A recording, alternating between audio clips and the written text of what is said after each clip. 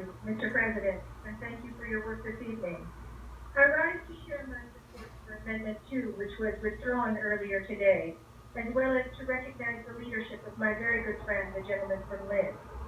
The senator from Lynn has fought hard for the provisions of the Work and Family Mobility Act embodied in this amendment, which would allow all residents of our Commonwealth, including those without Social Security numbers like our undocumented immigrant neighbors, to obtain a driver's license after meeting all the requirements of licensure.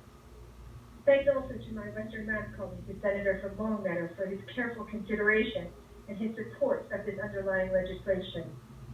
My constituents have fought hard for this amendment, Mr. President, some of them camping out on the State House steps for days as part of the Driving Families Forward coalition. Their passion, dogged work, and commitment urged me forward. I want to especially raise up the Pioneer Valley Workers Center, the Center for New Americans, faith leaders from Western Massachusetts, and these are across all denominations. And I want to acknowledge the support this bill has received from my region's law enforcement officials, including the Northwestern District Attorney David Sullivan. The provisions in this amendment are fully grounded in immigrant rights, Mr. President, that's true, but they're also grounded in regional economic development and public safety.